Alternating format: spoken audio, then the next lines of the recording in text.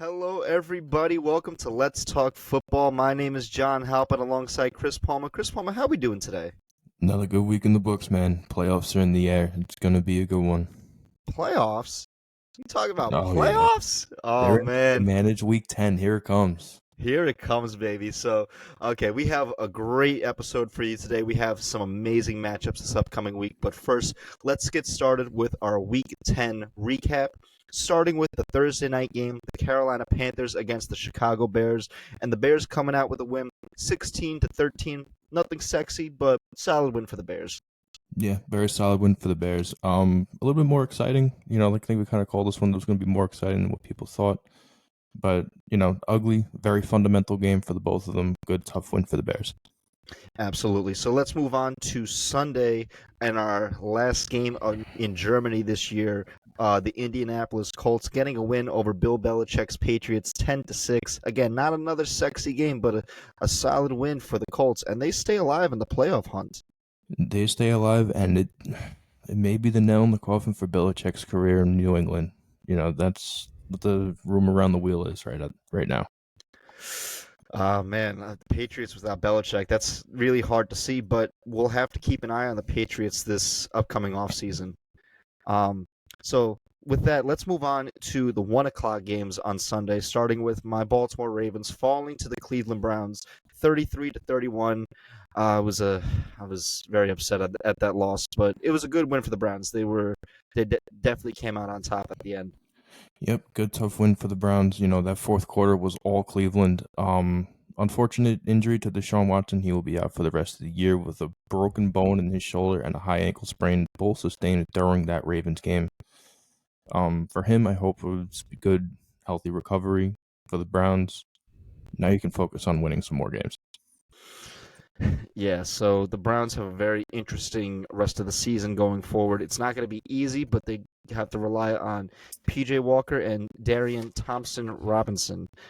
So we're going to have to, we'll talk more about the Browns later in this episode. So let's move on to Pittsburgh, where the Pittsburgh Steelers got the win over the Green Bay Packers 23-19. Solid win for the Steelers. Very solid win. We moved to 6-3. We've been playing very well. I've seen some very major improvements in the past couple of games. So hats off to the Pittsburgh. Absolutely. And your Steelers play the Browns this upcoming week, and we will be talking more about that game later on in this episode. So let's move on to Jacksonville, where the San Francisco 49ers and Jacksonville Jaguars are coming off a bye, and the 49ers dominated the Jags 34-3. It was not even close. Yeah, it looked like two different calibers of team. The Jaguars almost looked like they didn't belong there. They looked lost the entire game, and that's almost like a first for the Jags this season. The first time they've actually looked like they didn't belong and they couldn't hang with a team. Mm-hmm. Well, this was the first time that they were really dominated by another opponent. I mean, they've lost. I mean, obviously Right. they lost prior to this, but this was one where they just were on a whole different tier of team right now. 49ers, they look back to form, and I got to say Chase Young looks good in a 49ers jersey. Gotta love the Bosa Young Ohio State connection coming back. Looking absolutely terrifying. So let's move on to Minnesota, where the Vikings just keep winning. They just won this past Sunday against the Saints 27-19. Vikings on a 5-game winning streak, man. They're getting it done. Good for Minnesota, and it makes my heart so happy that Josh Dobbs has seemingly found a home. He just is playing on such a high. I said it. Derek Carr looks good in the Saints uniform. Josh Dobbs looks really good in a Vikings uniform. Yeah, he looks really good in a Vikings uniform. So, hey, hopefully they can just keep that magic rolling, man. There's just something special in Minnesota right now. So, people counted them dead in the first couple weeks, but we're like, no, they're better than their record. But we'll talk more Vikings this upcoming episode because they have a good matchup against the Broncos Sunday Night Football. So let's move on to Cincinnati, where the Texans beat the Bengals 30-27. What a game this was, man! This was a great game and a solid win for C.J. Stroud and the Texans, man, because now they have vaulted themselves into that 7th seed for the time being. So Texans playoff team? That is the question. It's a very serious win for Houston and a very telling loss for the Bengals. The absence of T. Higgins and Jamar Chase obviously played a huge factor as to their progression on offense. Still able to put 27 points up in their stead, but Texans were able to eke it out. So, yes, I agree. I believe Houston is 100% a playoff team. Oh man. So since he's coming to Baltimore this Thursday to play my Ravens, so that will be a great matchup to see. Let's move on to Tampa Bay, where the Tampa Bay Buccaneers beat the Tennessee Titans 20-6, and wasn't really a sexy game. It wasn't really like bombastic or anything. It was just a solid win, just a solid win for the Bucs. Yeah, again, no flash. This is two middle of the road teams coming in, and the better one won. The Bucks were the better team this week. Mm-hmm. Absolutely. Hey, if you could stop Derrick Henry, you could stop the Titans. Right. So let's move on to probably the most bombastic game of the year so far. The Detroit Lions getting a win over the Los Angeles Chargers, 41-38 in an absolute shootout. This is so far the candidate for game of the year right now. What a game! You gotta love it. Some truly young, electrifying teams going at it toe to toe and just punching each other in the teeth for 4 quarters straight. This game was a lot of fun, and hats off to Detroit. Oh man, if none of you guys saw the highlights of this game or just didn't watch this game, watch it. Watch it on YouTube. It is worth the watch. It is football at its best. So can't endorse it enough. So with that, let's move on to the desert in Arizona, where the Arizona Cardinals beat the Atlanta Falcons 25-23 in Kyler Murray's first game back this season. Yeah, the good, tough win for the Cardinals. It was also James Conner's first game back in 4 weeks. So they were at most relative full strength that Arizona was going to be, and they played together and they won. Still got a bunch of problems on the line, but we'll talk about that. Yeah, we'll talk about that. They play the Texans this upcoming week. Let's move on to Dallas, where it was a public execution of the Giants. Dallas beat the Giants 49-17. Jesus Christ, man! What more can you say? You forgot about a public humiliation too before the execution. Like, it was humiliating on the Giants. Like, you got to do better. So that means Dallas has beaten the Giants 89-17 in 2 games this year. That's Yes. ridiculous. Such a ridiculous number. Giants fans, my heart goes out to you, man. It's a rough season. You got to do better. Man, let's move on to Seattle, where the Commanders and Seahawks had a pretty good game between themselves up in the Northwest. Seattle came out on top 29-26, but man, Washington, they're scrappy, man. And we talked about this game last episode, and we said no, this is a game worth watching, and it absolutely lived up to that.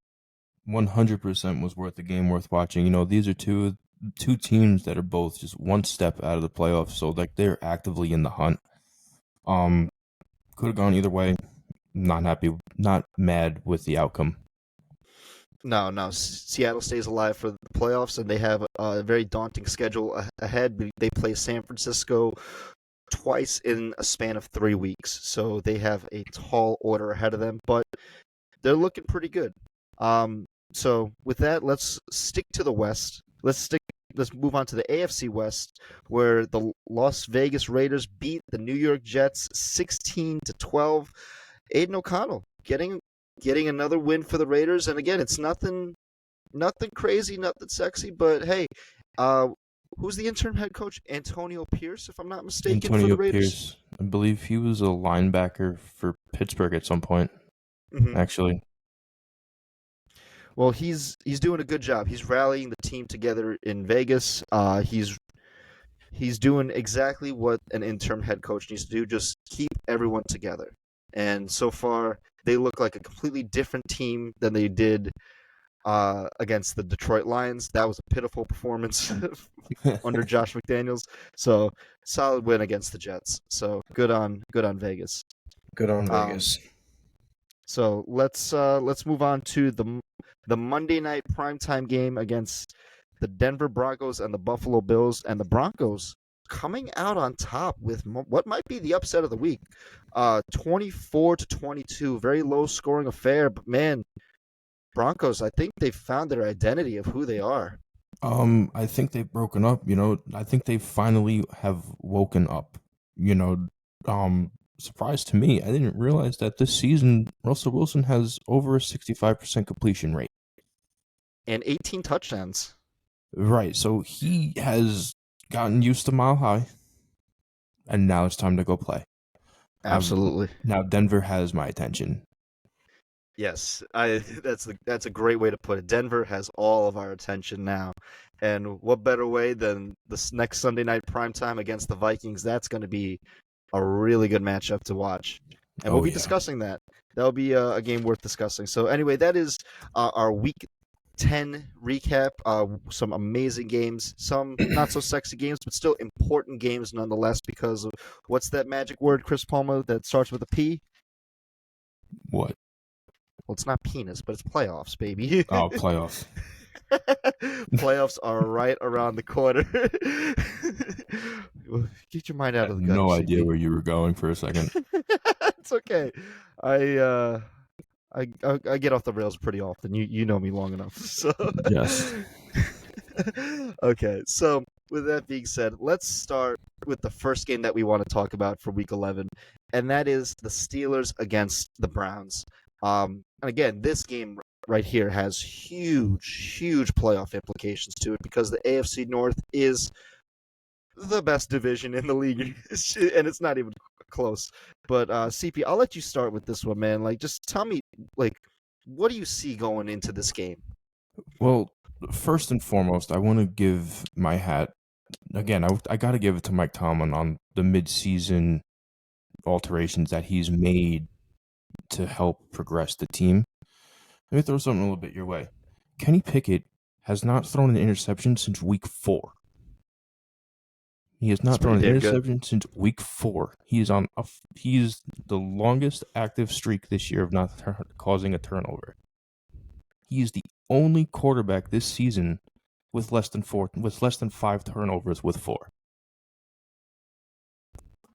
In the past 4 games, Najee Harris is averaging over 3.5 yards per carry. In the past 3, he's averaging almost 9. And my biggest hat goes to that with Broderick Jones. He is now going on to his 4th start at right tackle. At first, he was drafted as a left tackle, and he has replaced Okorafor at right tackle. Against the Titans, he had 30 dropbacks. He allowed 1 pass rush. Wow. When God damn, that's impressive. in the last, out of 255 total snaps since he started, he has not allowed a single sack.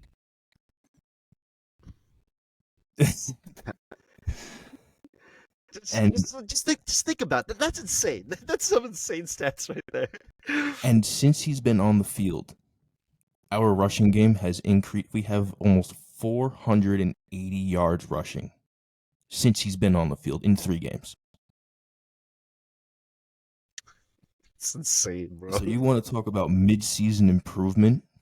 Look no further than the offense of the Pittsburgh Steelers when it comes to position-wise. Things are getting very interesting in Pittsburgh. Again, this week we have Pat Freiermuth potentially coming back. We're now starting to use Darnell Washington in more of a passing scheme. We're starting to use George Pickens more in routes. Matt Canada is now on the field versus being in the box. And I think that's starting to help because now he's actually listening to what's going on in the game versus just giving a bird's eye view and calling plays. So I like the mid-season alterations that are happening. Now, let me ask you this, CB. What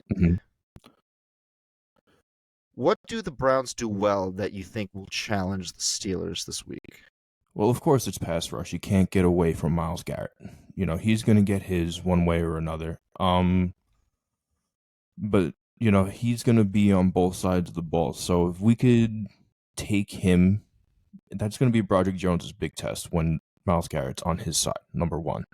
It's going to be the biggest test of the year for him as a rookie, and it's almost asking too much. But he's big. He's gone against some of the best already in the league, and he's like a 90-plus grade percentage on blocking. He's absolutely unbelievable. And he can play both sides. He can play whichever side you needs, but if you want him to go on the left, he can play on the left. If you want him to play on the right, he can play on the right. But that's the biggest thing that the Browns have for us is that pass rush with Myles Garrett. But if we can contain him for at least, I guess, 30% of his pass rushes, we should be able to have a pretty positive offensive progression throughout the game. Yeah, man. I gotta say, I look at the stats for the Steelers, right? You just kind of like look at the stats, and it's like they're not winning in a lot of stats. In anything. In anything. It's like their offense averages 17 points a game, but their 27th in total offense. 27th in total offense.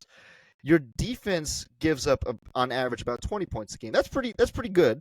But it's like when your offense is like averaging less and than your defense, typically you're going to lose that. I'll throw a stat at you.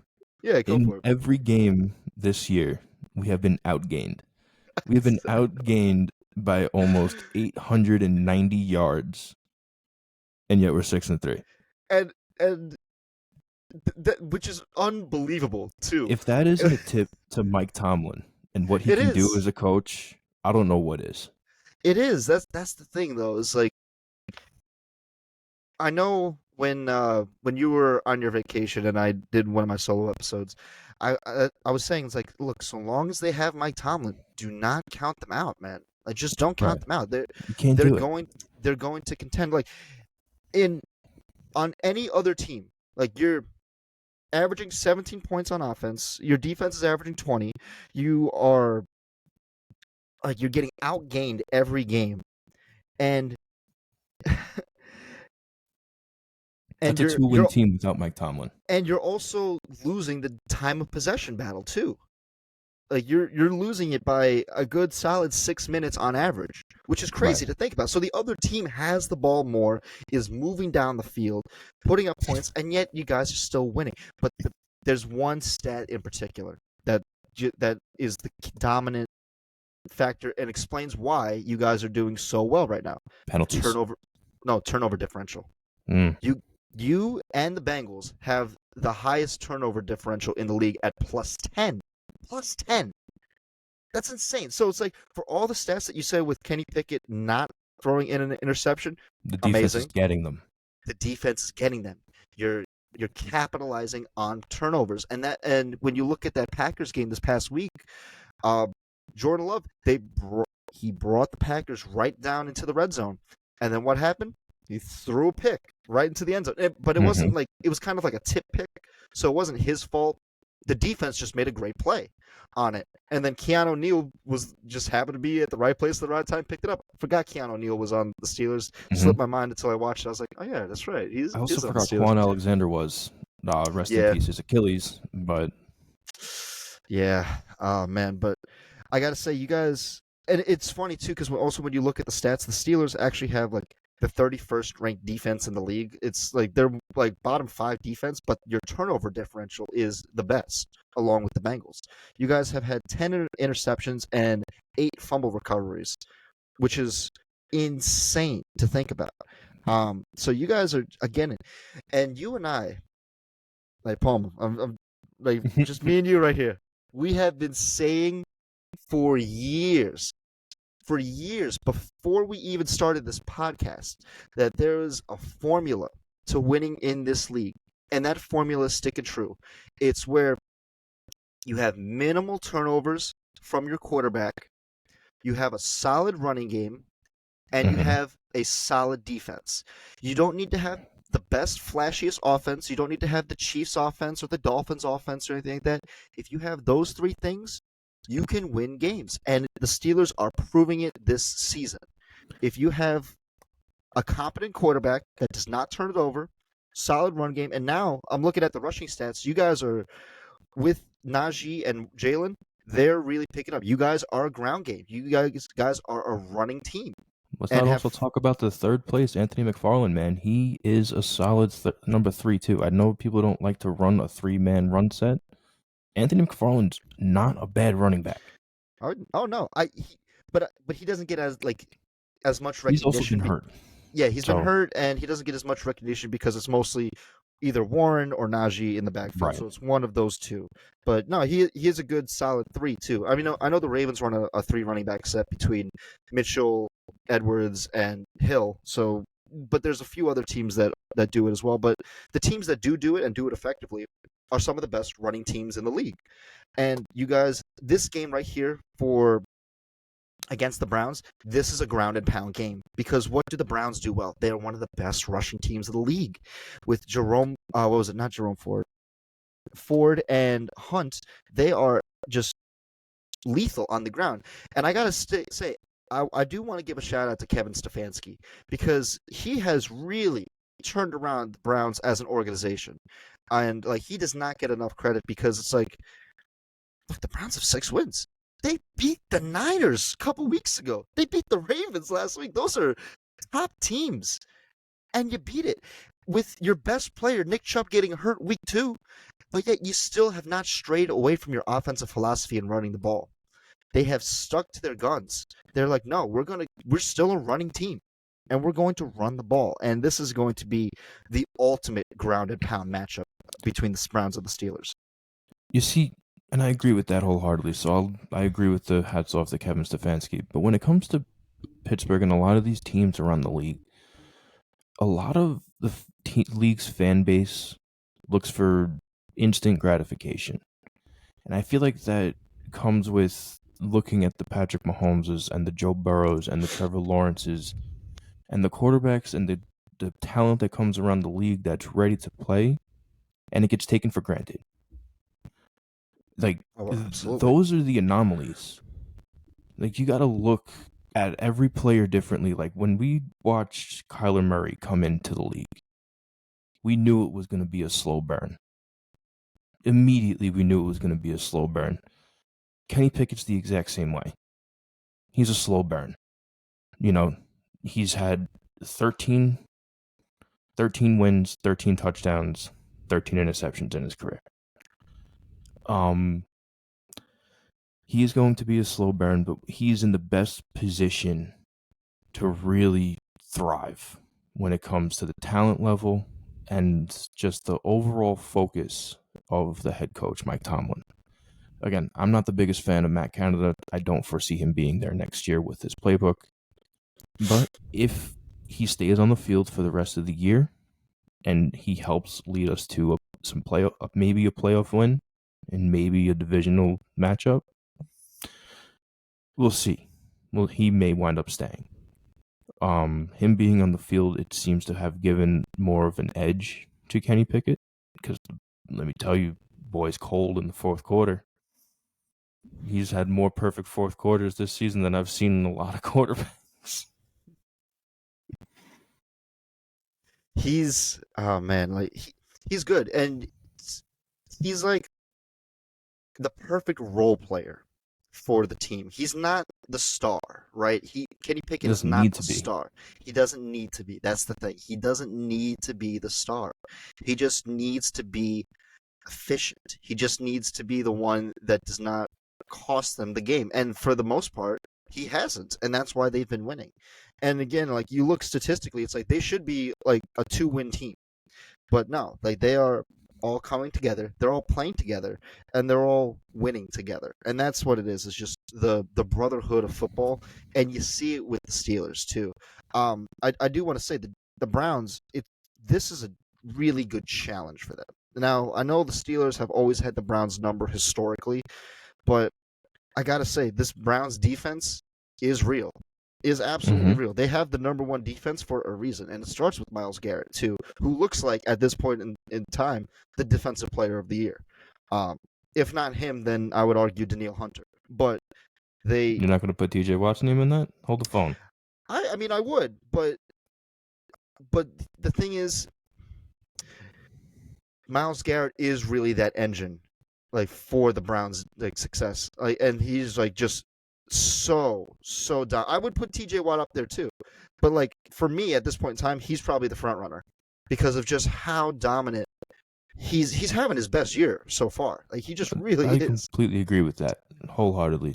To me, the top four for Defensive Player of the Year right now: Myles Garrett. This is no particular order.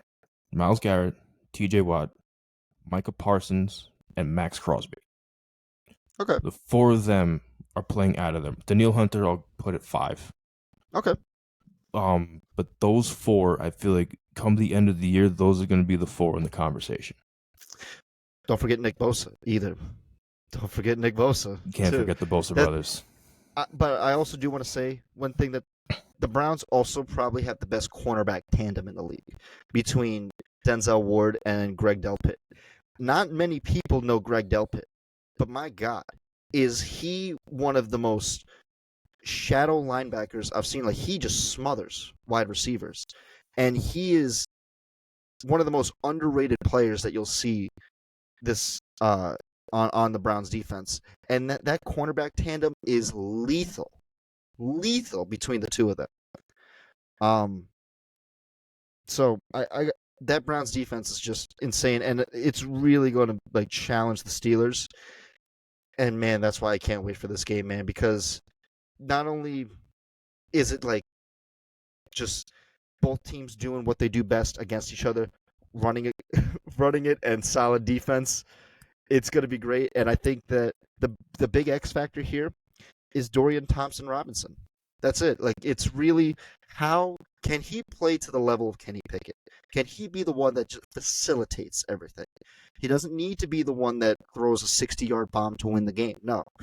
He needs to be the one to just facilitate to Hunt, facilitate to Ford, distribute to Amari Cooper, David Njoku. He had a monster game against the He's Ravens this such an past week. animal, David Njoku. So he, the the game is really going to come down to Dorian Thompson Robinson, who is a rookie. I don't know what college he is off the top of my head, but he did have one start earlier this year, and that was against the Ravens in Cleveland. And he went 19 for 36, 121 yards, 3 interceptions, and 24 rushing yards. So he did not have a great game. No, he did not have a great game. He is from UCLA, University Okay. of California, University of Central Los Angeles. Okay. So he's a Cali kid. Yeah. And there's a lot of good California quarterbacks too. But I think now it's like with the absence of Deshaun Watson, it's like, okay, kid, let's see what you got. It's a tough task ahead of you. You're against the Steelers. Let's see what you got. Yeah, that's it's a tall order to ask a rookie to go in and, you're in one of the most brutal rivalries in the NFL. I'll say that till nauseum that the Ravens Steelers is the toughest rivalry in the league. Fuck longevity. Fuck how many games have been played. Every single game that we have played has come down to 1 point. Between One 1 and 3 possession. points. Oh yeah, One one possession. possession. Yeah. So the past 15, 16 years, that's all it's been. So everyone is prepared for when we play. But it's rough when it comes to rookies. You got Broderick Jones, you got Dorian Thompson Robinson going in. This is going to be a real test as well, because this is not a short rivalry either. This has been around for a long time. Oh, this is one of the historic rivalries of the league, and I know not many people realize how historic the Steelers and Browns go, but this is just an absolute and obviously the Steelers have had the better part of the Browns for pretty much their entire franchise, but there's a reason why that this game matters a lot. It matters to Browns fans a lot because this is, if they can beat the Steelers, oh man, that's like their Super Bowl right there. It's like if they can beat the Steelers, it's like, that's a good win. Like when they beat the Steelers in that wild card game a couple years ago, woo, with Baker.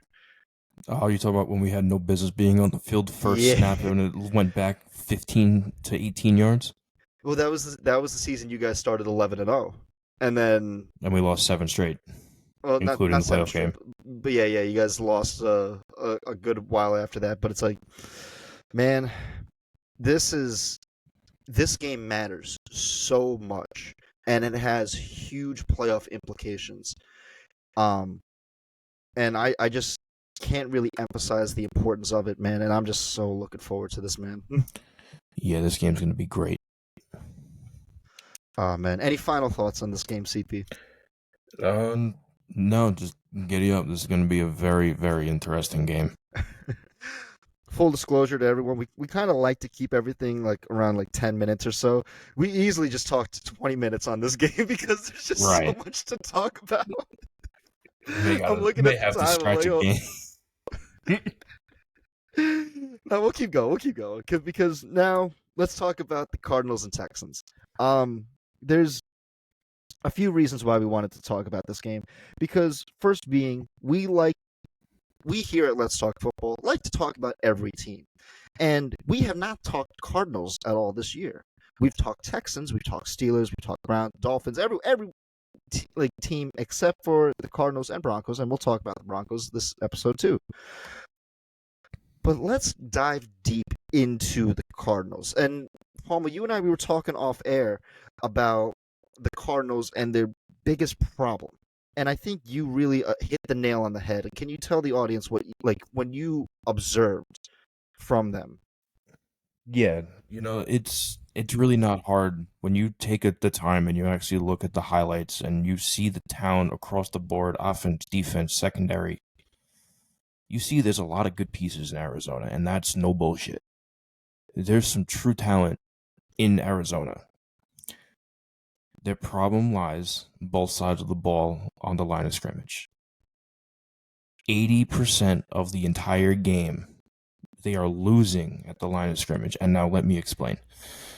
When it comes to being the sheer size of an offensive lineman, you're between 6'4", 6'5", you're anywhere between 290 and 330 pounds, going up against another guy around that size, between 290 and 300 and some odd pounds at 6'7".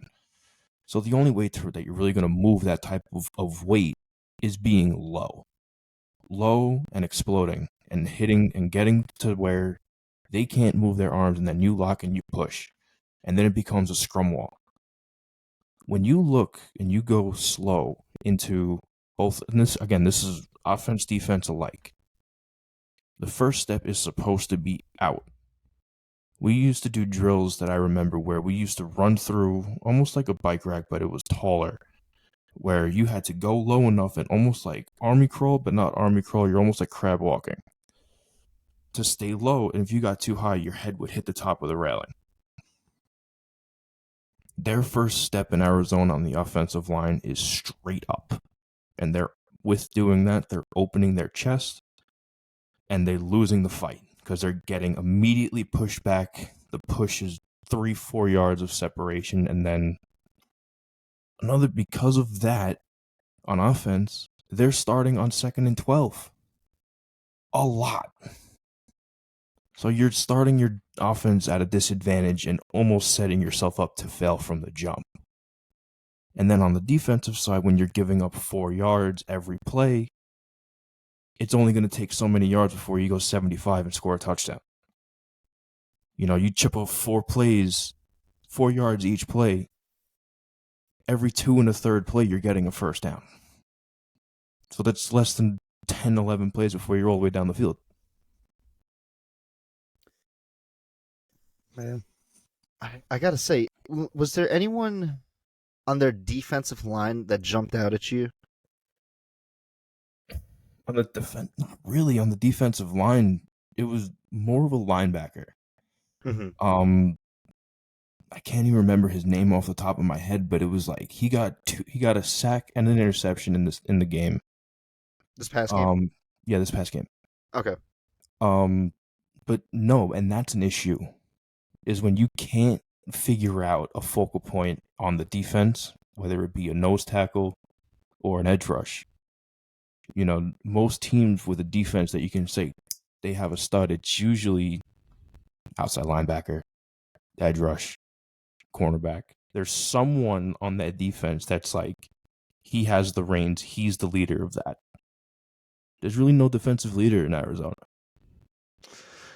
Yeah, I mean, I guess maybe if I had to pick one, I'd pick Buda Baker as the safety. I mean, he's pretty been good, mute and this year, though. he's been very mute. And one now again, we like to talk about every team. One reason that we didn't really talk about the Cardinals up until this point is because they were never the healthy team. Kyler Murray was out injured. James Conner was on and off injured and everything, and we didn't really think much of Josh Dobbs as like the savior in Arizona. But you're right. Their struggles start in the trenches. It starts on the offensive line. It's hard for a quarterback to deliver the ball accurately when he doesn't even have 3 seconds to look down the field and look through his progressions. It's hard for a defense to ever make a stop when they can't even get to the quarterback to deliver pressure. So it's like, look, Arizona, obviously, this year is a wash. You're not competing for your division, let alone a playoff title or anything like that.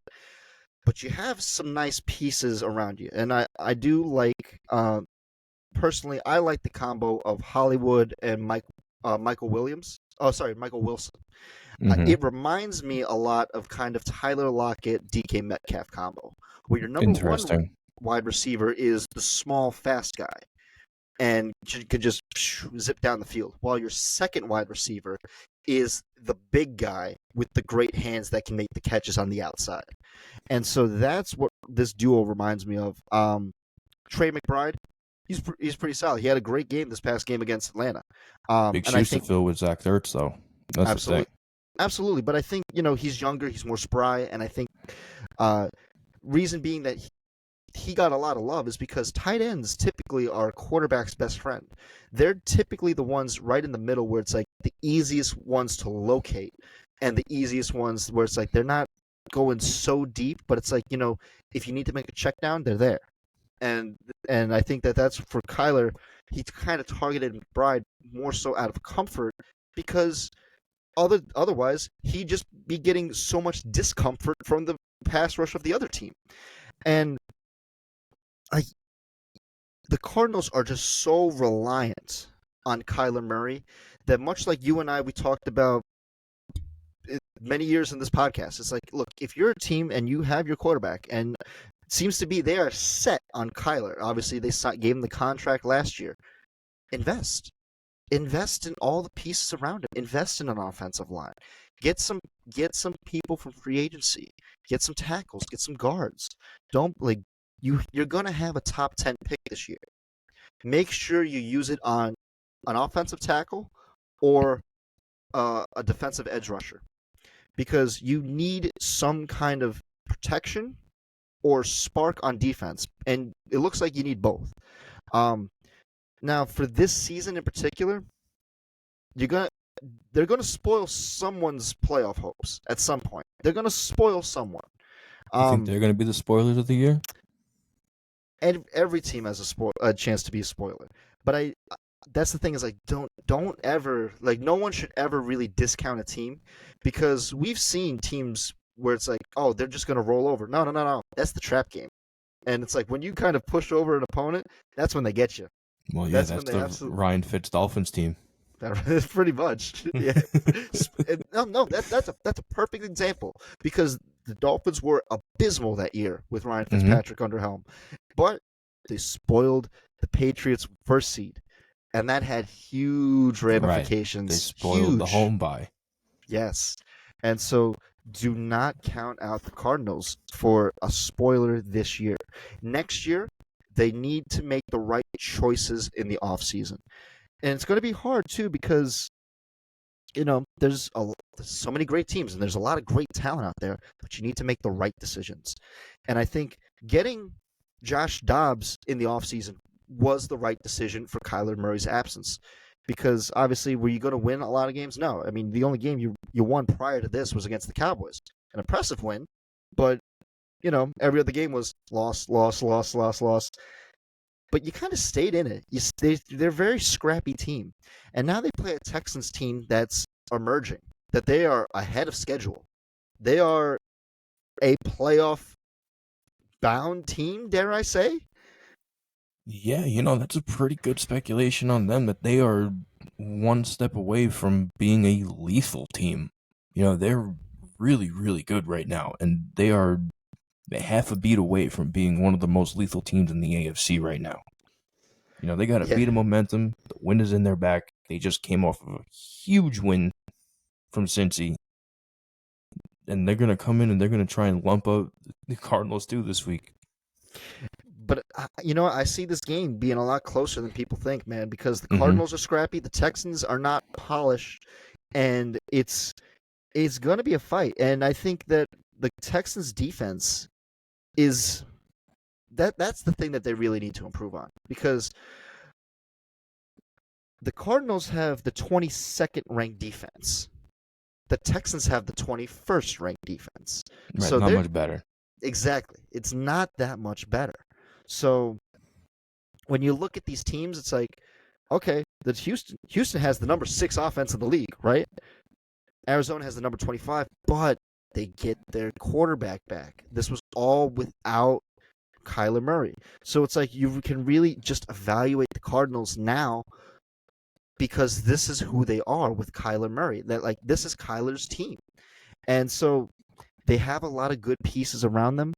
They need to make the right decisions going forward.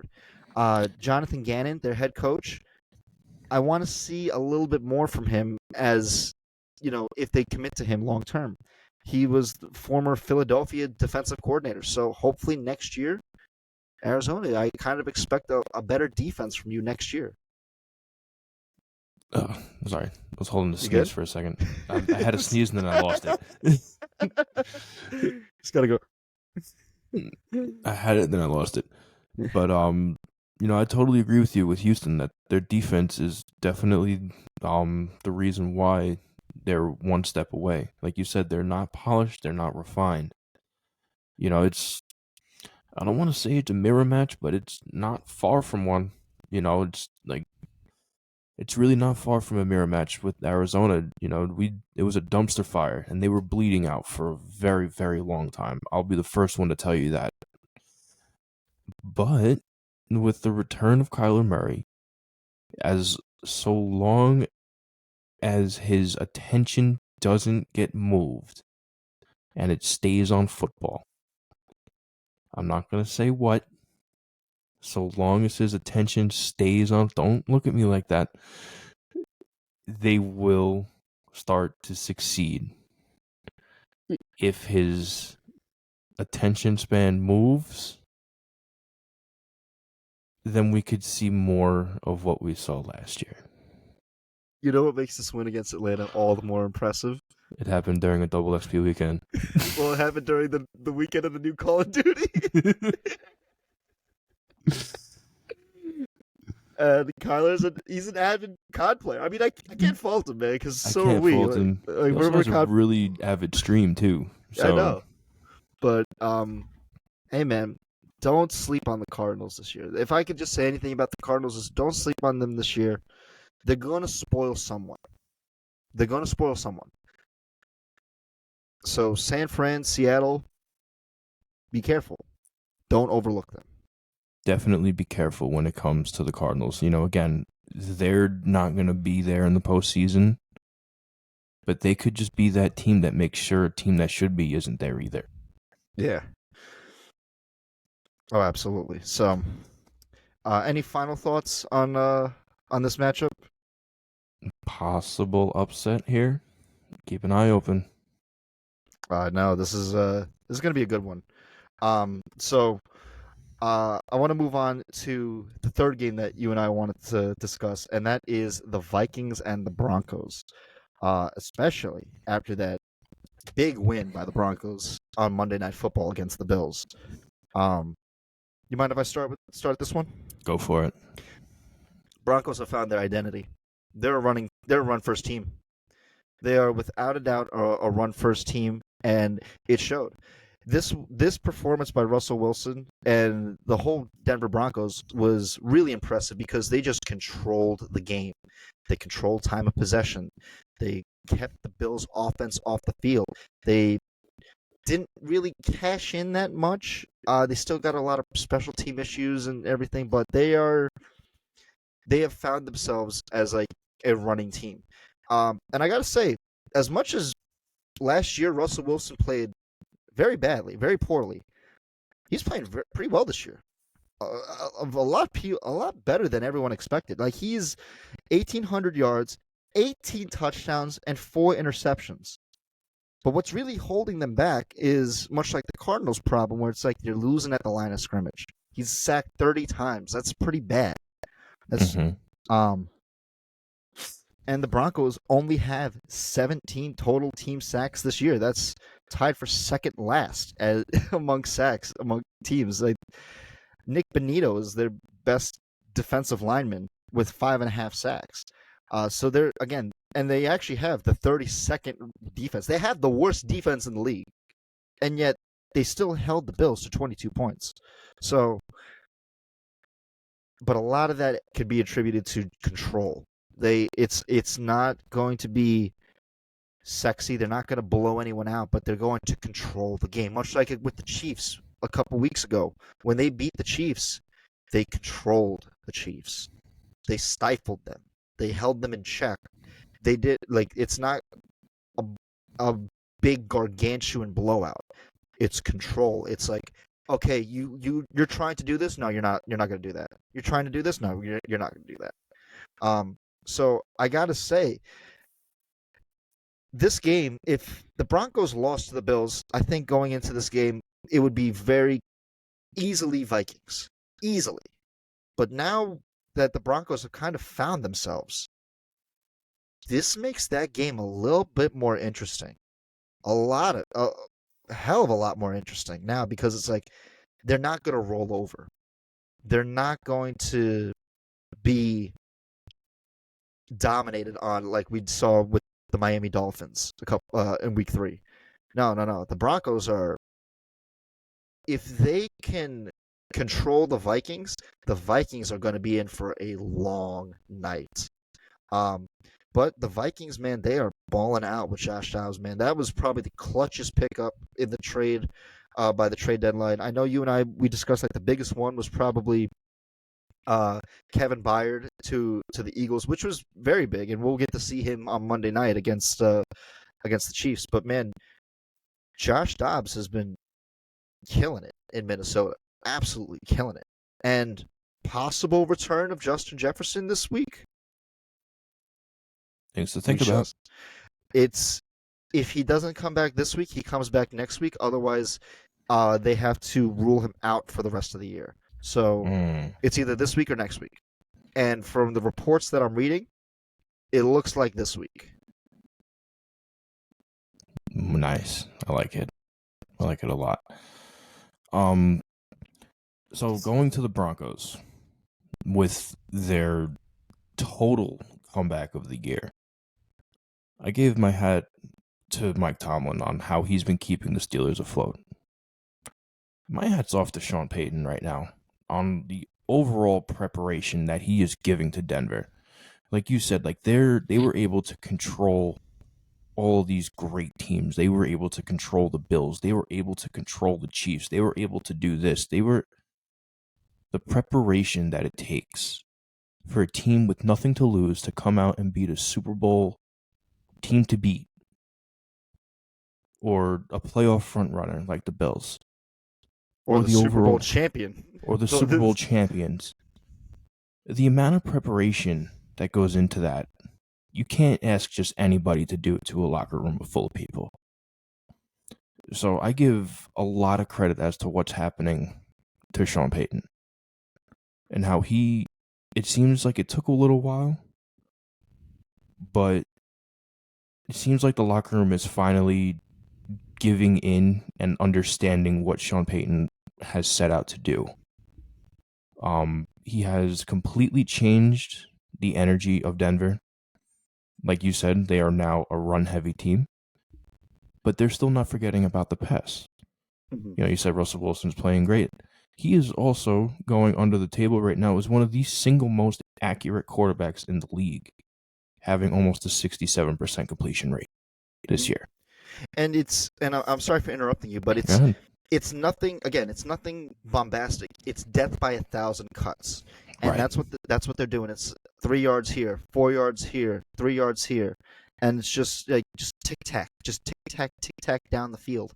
And Brady made a whole career out of that. So did Drew Brees. So I mean, Drew Brees did have some bombs when like his shoulder did not fuck him up, Right. but at this point, like this is exactly what the Broncos need to be. It's death by 1,000 cuts and control. Mm-hmm.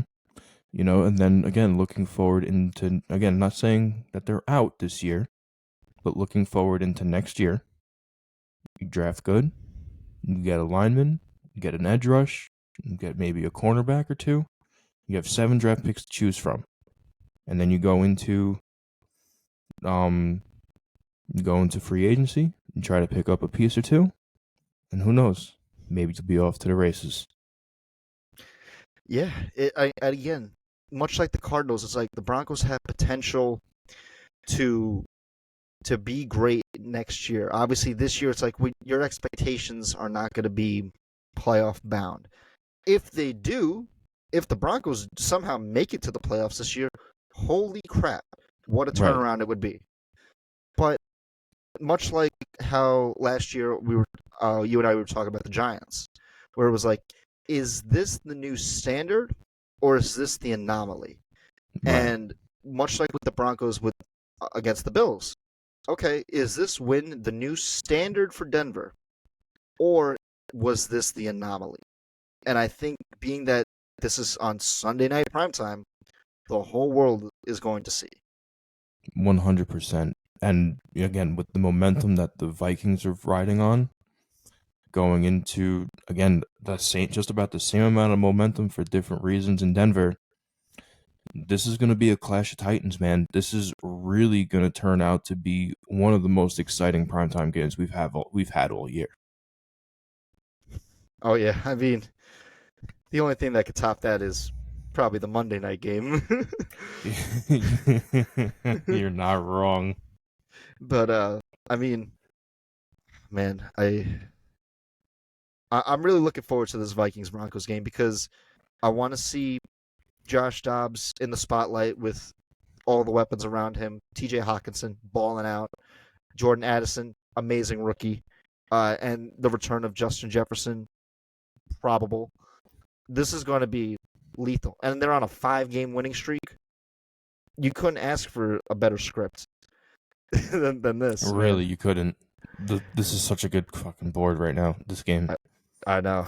I'm so looking forward to this. Any final thoughts on this game, Sifi? No, I'm good on this game. This game's going to be very exciting. Oh man.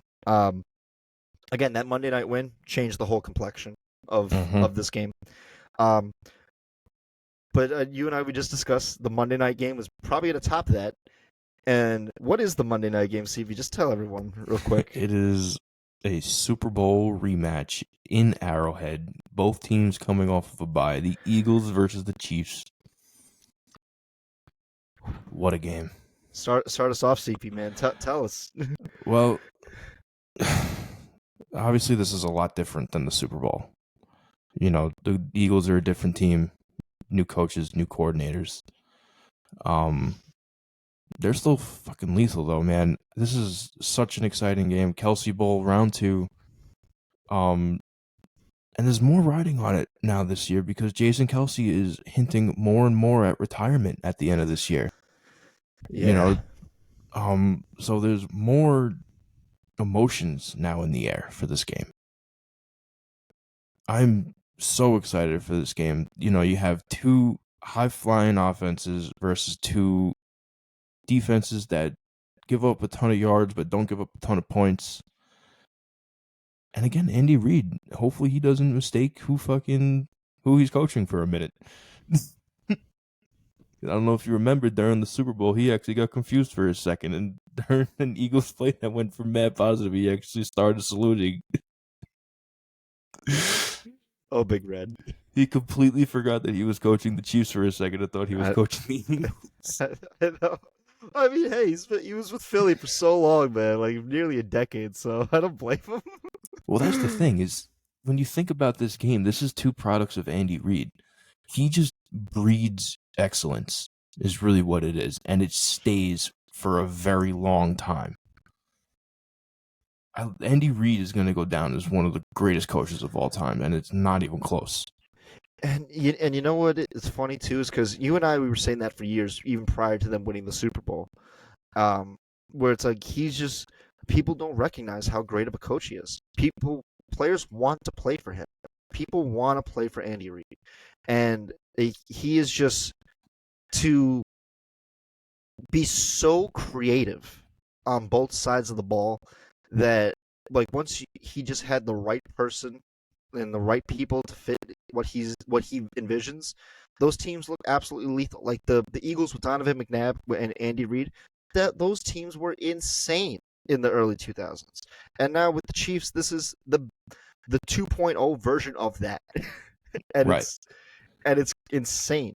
Um and you look at these teams right now, and they're like statistically, I have stats next to me. They're almost nearly identical, and which is absolutely insane. So like, I'll just throw some out there for you. Um, Chiefs have Eagles have the fifth ranked offense. KC has the eighth ranked offense. So they're doing their thing. D, uh, this is a difference. The Kansas City has the fourth ranked defense. Philly has the 14th ranked defense. So KC's a little bit better on defense this year than they have been in previous years. Turnover differential, Philly -2, KC -4. It's a little bit of a difference there, but they're both, not getting as many takeaways as they like. Patrick Mahomes. Okay, so this is where the numbers are really even. Patrick Mahomes, 2,442 passing yards with 258 rushing yards, 17 touchdowns, 8 interceptions. Jalen Hurts, 2,300 yards, 2,347 yards, 15 touchdowns, 8 interceptions, 316 rushing yards. So total combined yards, Mahomes has 2,700 yards even, flat, boom, rushing and passing. Jalen Hurts, 2,663. It's not far off, right? It's not that far off, but the difference is rushing touchdowns. So I said Mahomes has 17 passing touchdowns.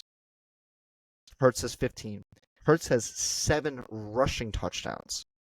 So he has, what was it? So 22 total touchdowns as a quarterback, passing and rushing. This game, now you and I, we talk a lot of football. We just love to do it. We have not mentioned that 3-letter word yet, or that 3-letter acronym, MVP, that so far this year.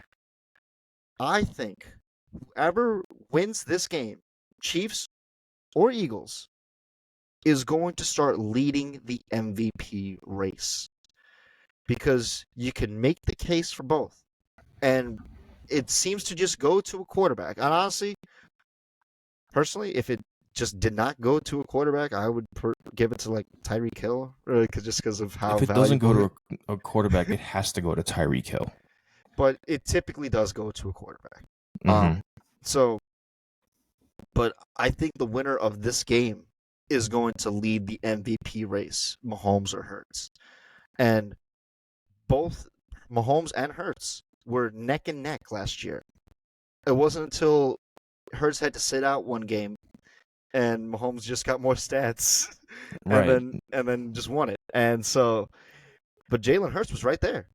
He is an MVP caliber player, and he very well could win it this year. So this game, there's a lot riding on this. If obviously, both teams lead their respective conferences. The Chiefs are 7-2. The Eagles are 8-1. This is this is the best of the best going up against each other. It's the Super Bowl rematch, and it's going to be loud, loud in Arrowhead. Yeah, you can Especially only Taylor Swift's going to imagine be there too. So that Arrowhead is going to be on fire. And if I was Travis Kelce, I'd tell her to stay home. you know that Stay ain't going to home. happen. You know that ain't going to happen. I would. I would tell her to stay home. I would tell her to stay home for the rest of the year. I can't focus on you. Stay home. But man, they are. This is the best of the best, man. And I think that this is going to be. I would not be surprised if it like kind of turned out how the Super Bowl was, where it's just going to be high scoring affair, because both teams just execute at the highest level, and it's going to be amazing football to watch. If there was ever a time where you wanted to watch football being played at the highest level for 4 quarters on both sides of the ball, this would be the game to watch. This is the game. Where you're going to have minimal penalties, minimal fuck ups, minimal mishaps, and like miscues and everything like that. You want to watch two well-oiled machines going after each other for 60 minutes. This is the game to watch. 100%. And who knows? This could be the Super Bowl in Vegas this year. So Could be a little bit of foreshadowing. You it never could know. be. We have had teams have rematches in the Super Bowl, go back to back. So it's Right. happened. But the last time a team has won back to back Super Bowls has not been since 2003, 2004. So it's been nearly 20 years since we've had back to back champions. So That the Patriots? That was the Patriots, yes. Ugh. But man, this is gonna be great, man. This is an amazing week of football. Yeah, I'm excited. So with that being said, those were the games that we wanted to discuss, and man, what amazing matchups we had this week. Still can't believe we talked 20 minutes on the Browns and Steelers. Worth it. And you know what's sad is that we probably could have kept going. Absolutely, just could have kept For going. sure. Because there's so much to talk about. So one day, ladies and gentlemen, I will get him to just let an episode rip, and we're gonna put one on. I'm telling you, one day we'll do it. It'll happen. It'll definitely happen one day. Oh man, but Chris Palmer, you want to make some picks this week? Yeah, let's make the picks. Yeah, let's make some picks this week. So let's start Thursday Night Football. We almost talked this game. Bengals Ravens. Short week for Baltimore. Short week for Baltimore. Short week for Cincy. Both coming off a loss. Who I got? Who you got?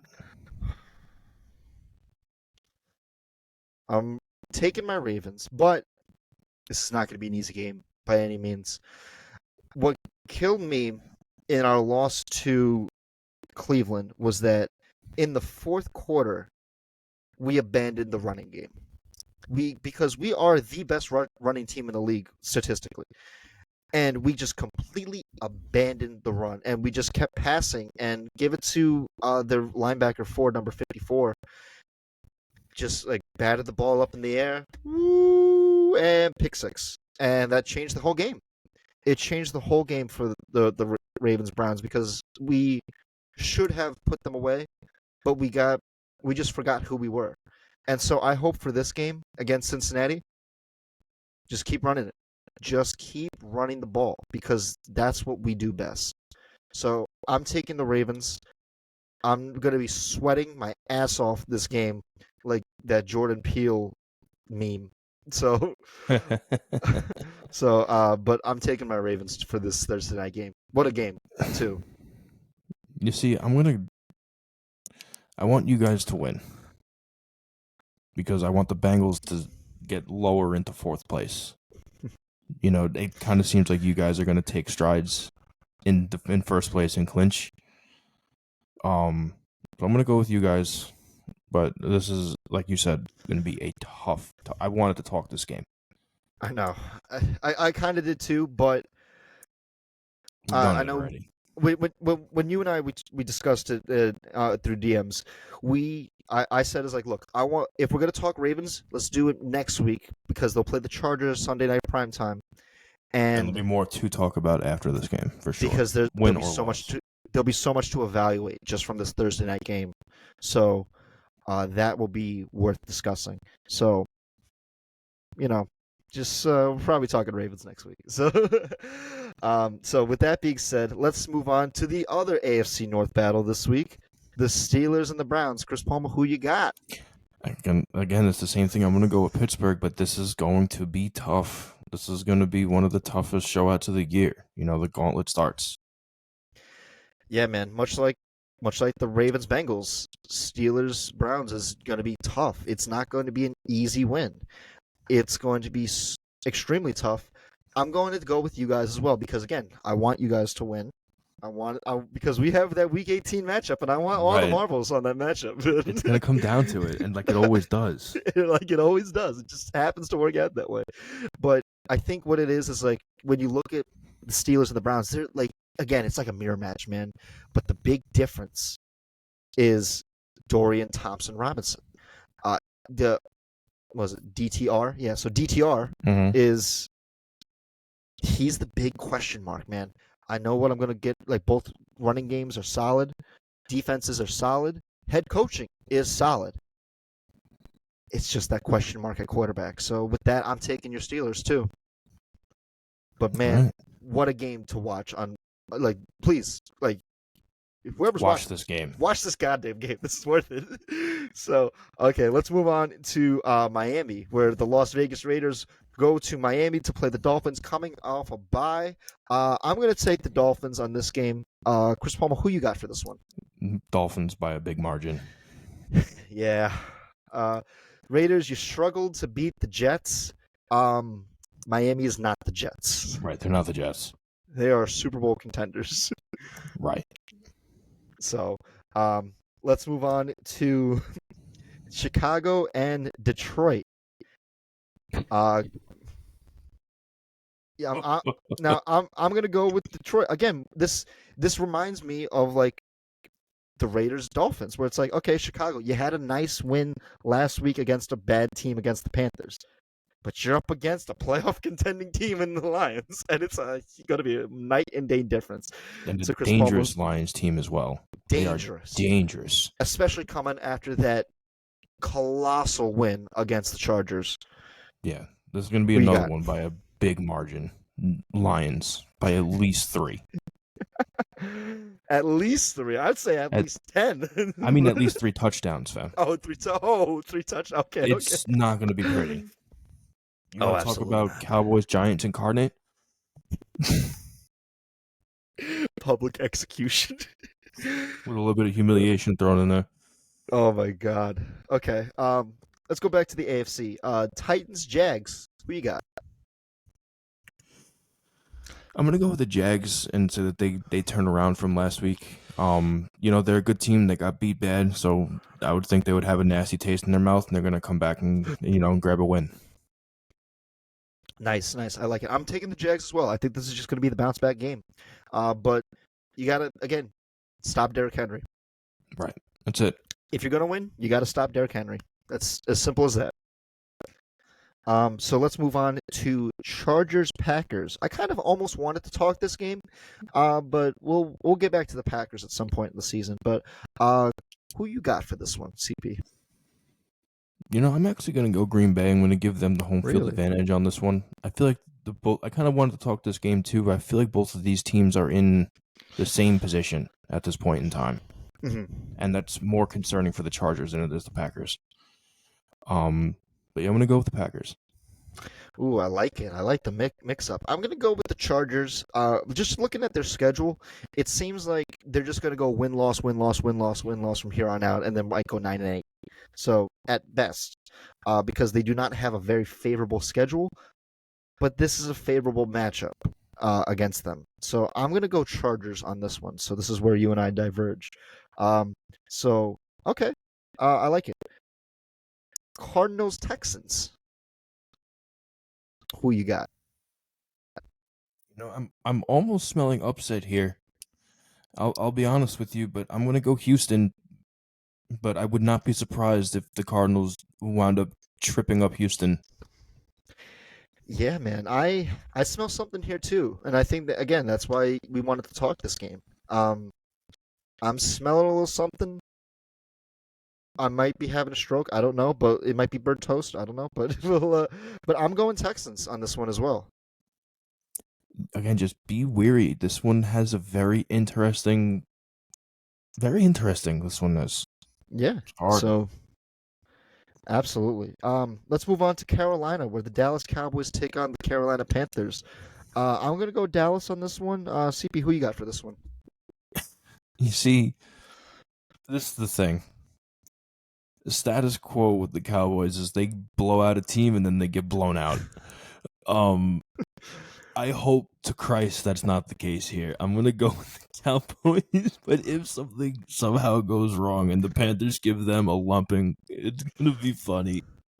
If the Cowboys lose to the Panthers and the Cardinals this year, I The will. Cowboys may be the biggest frauds in the league.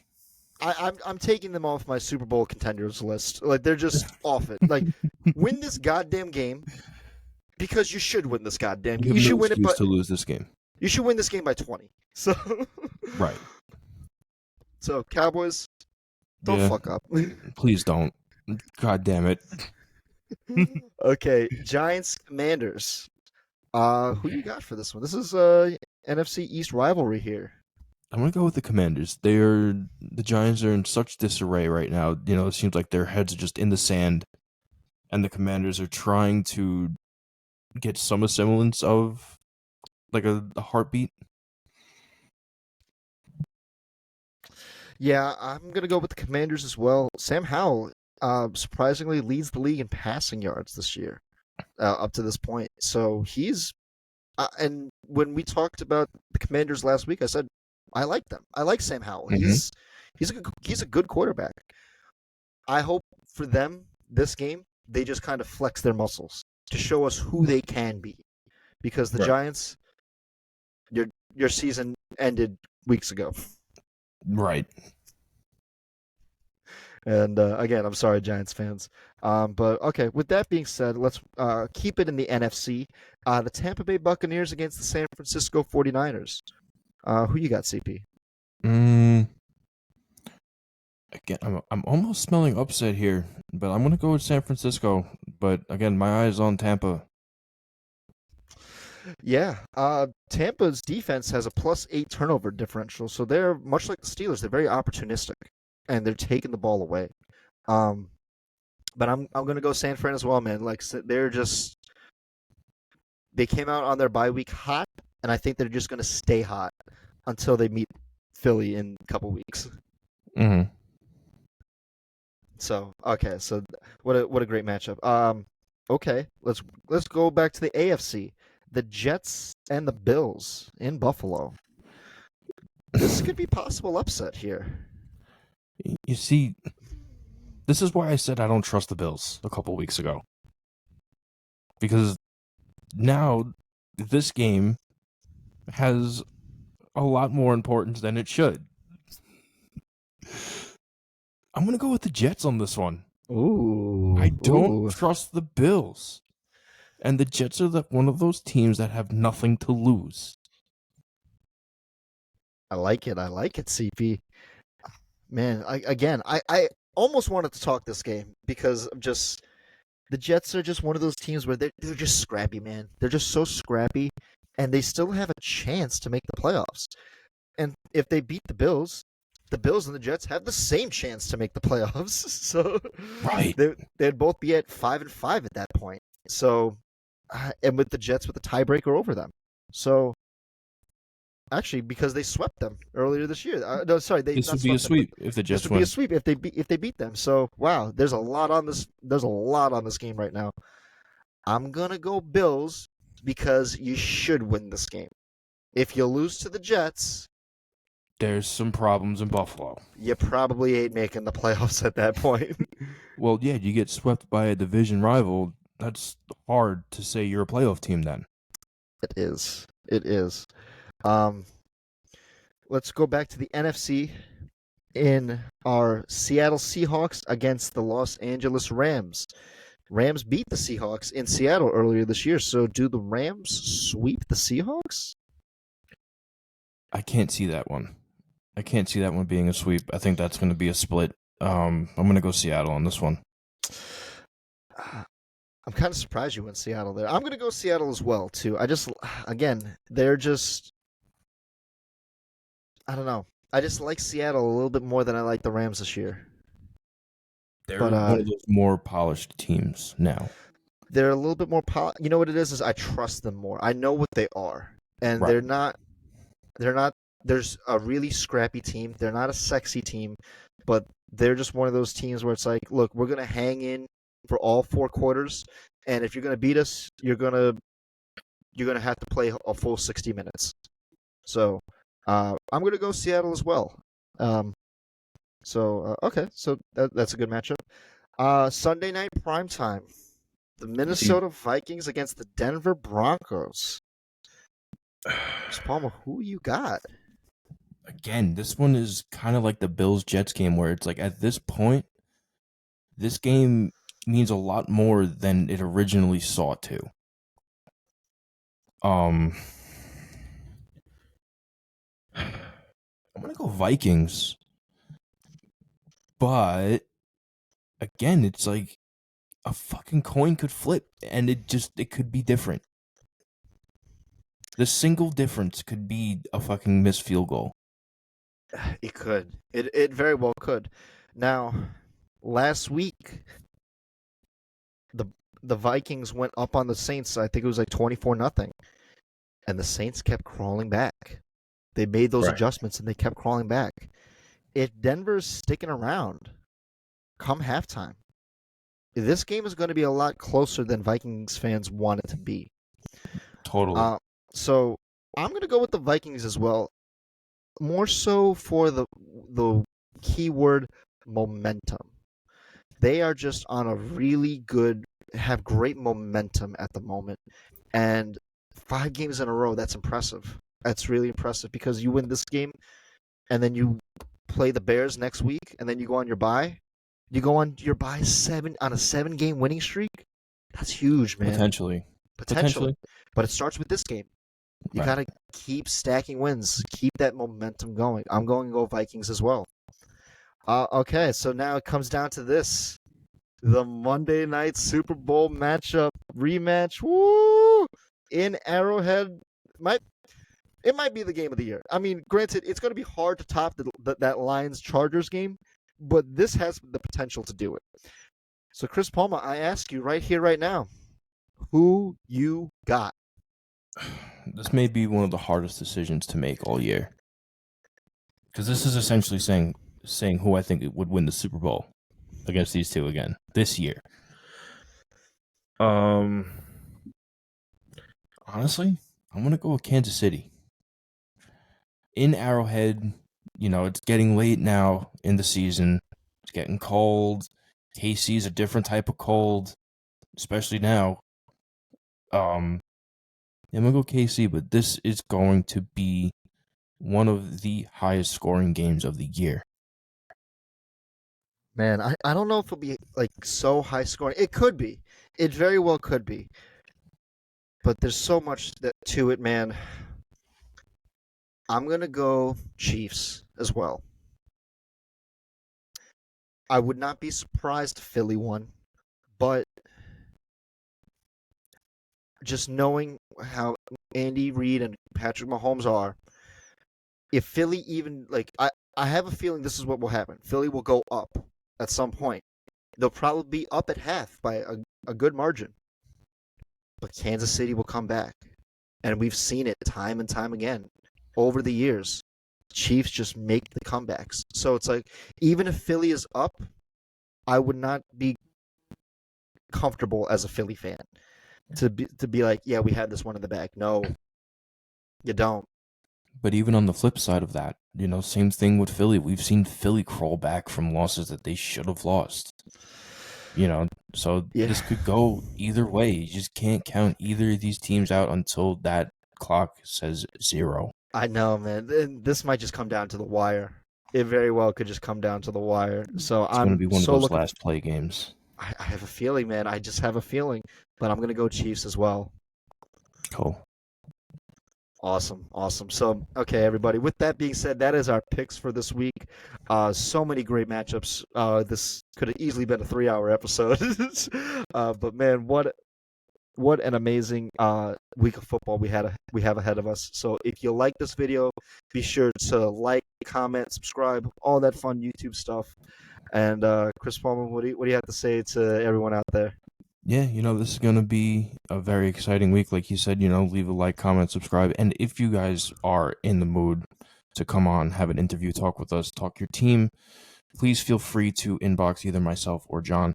Give us a week that you would like to talk your team against any team that they are playing that you feel we could have a good conversation about, and we will absolutely set something up. Absolutely. We look forward to that. We want to have more guests on this podcast because the more the merrier, man. We want to hear your thoughts and opinions. So be sure to contact either myself or Chris, and we'll get back to you. Until then, thank you for joining us on Let's Talk Football, and we'll see you next week. Thanks, guys.